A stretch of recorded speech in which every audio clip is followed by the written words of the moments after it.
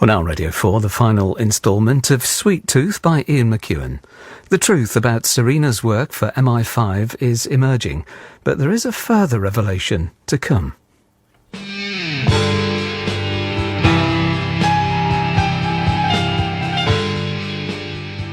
The next morning I was on Victoria Station when I saw my own face on the cover of the Daily Express.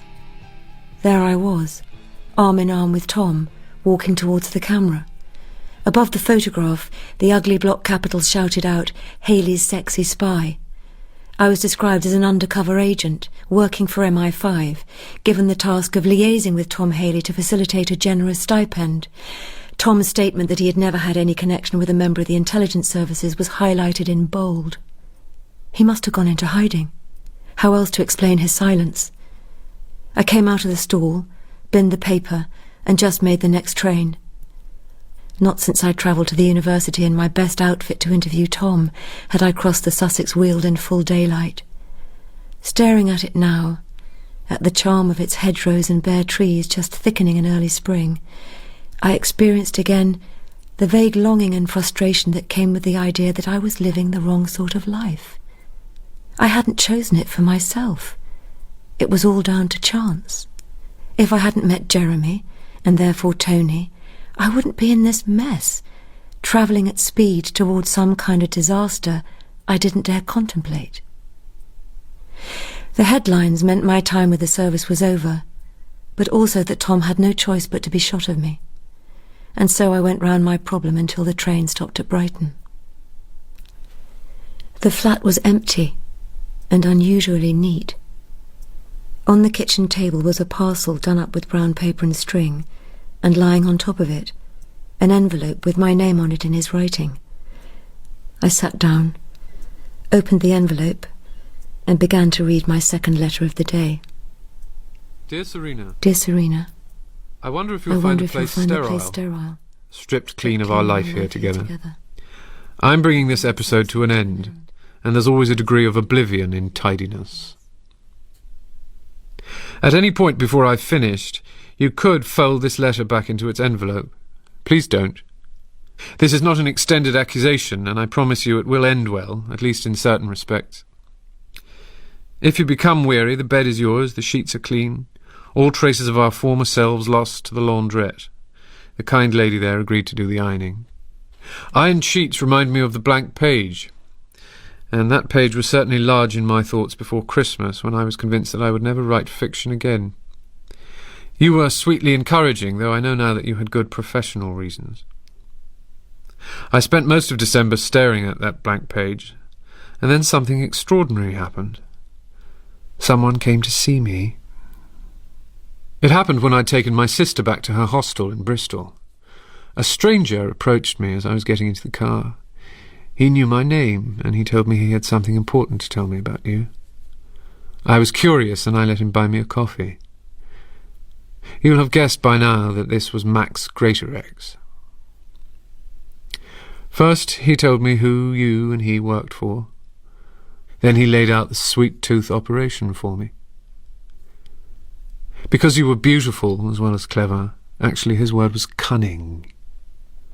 You were considered ideal for the job of getting down to Brighton and signing me up. It wasn't his style to use a vulgar locution like honey trap, but that's what I was hearing. I got angry, but I have to hand it to him. He took care not to appear to relish what he was telling me. He cared for openness and literature and decency. So he said. He described your cover, the foundation, and all the rest. And by this time I had no doubts. I wondered if there was a single day when you hadn't told me an outright or implicit lie. Since my informant was a scrawny fellow with a thin neck and a shirt collar a size too big for him, I was surprised to learn that you were once in love with him, to the point at which his fiancée walked out on him. He denied that bitterness was his motive for talking to me. The marriage would have been a disaster, and in a way he was grateful to you. I sent you a telegram, then I found a decent hotel. I lay on the bed and thought about you. If your lovely pale throat had appeared upturned on my lap and a knife had been pushed into my hand, I would have done the job without thinking. Keep reading, Serena. This moment doesn't last. I hated you all right, and loathed myself for being the conceited dupe who convinced himself that a cash fountain was his due, as was the beautiful woman and the Austen prize, which I took as my rightful possession. What future could we have had when you hadn't told me who you were? Where did you think it would end up? I woke some hours later into total darkness. I could feel a comfortable bed around me, but who and where I was lay beyond my grasp. It lasted only a few seconds, this mental equivalent of the blank page. It was then, as I sat up and groped for the bedside light switch, that I saw the whole Sweet Tooth affair in utterly different terms. This wasn't only a calamitous betrayal and personal disaster. I was a novelist without a novel, and now luck had tossed my way the bare outline of a useful story. There was a spy in my bed. Her head was on my pillow, her lips were pressed to my ear. Crucially, she didn't know that I knew, and I wouldn't tell her. Events would decide the plot. I would invent nothing, only record. I too could be a spy. You didn't ask me if I wanted to be part of Sweet Tooth. I wouldn't ask you if you wanted to be in my story. I walked to the Clifton Suspension Bridge and stopped halfway down to stare into the blackness of the gorge. I was thinking again about the second time we made love. A dance of bliss. I tried to imagine being you, being in two places at once, loving and reporting back. And that was it. I saw it. I needed to shoehorn myself into your skirts and high heels, into your knickers, and carry your black glossy handbag on its shoulder strap. I hurried back across the bridge and spent that New Year's Eve and half the next day in my hotel room, filling an exercise book, trying out your voice. When I met your train after Christmas, I was worried that it would be impossible to behave naturally in your company. But when we went into that powerful embrace, I felt such desire for you that I didn't need to fake a thing. We kissed, and I knew it was going to be easy. I could want you and watch you. When we made love an hour later, you were so sweetly and inventively possessive, even as you carried on with your usual pretense. It thrilled me. My task was to reconstruct myself through the prism of your consciousness. I was learning to do what you do, then better it with one extra fold in the fabric of deception. And how well I took to it. Stay with me. By the time you came to Brighton that Friday, I'd had a second meeting with Max Greatorex. Even at the time, I was surprised how open he was. Now I know from Shirley Shilling that his purpose in meeting me was to break up our affair. All he cared about was destroying you. Later, he was surprised to discover that I was still seeing you, and he was furious when he heard that you intended to come to the Austen event at the Dorchester. So he called his press contacts and threw us to the dogs. He gave me so much. He was so helpful. It's a pity I detest him. He told me Canning's story, how he was interviewed one last time in a safe house before he went off to the Baltic to die, how he had a nosebleed which ruined a mattress and nourished some lurid fantasies of yours. Greatorex was much entertained by all that. At our last meeting he gave me an address for your old friend Shirley Shilling. She was on Martin Amis's arm when we were reading together in Cambridge. I liked her, and she adores you. She told me about your time together as cleaning ladies and how she was asked to snoop on you. She also mentioned your old friend Jeremy, so while I was in Cambridge I went to his college and I got a forwarding address for him in Edinburgh.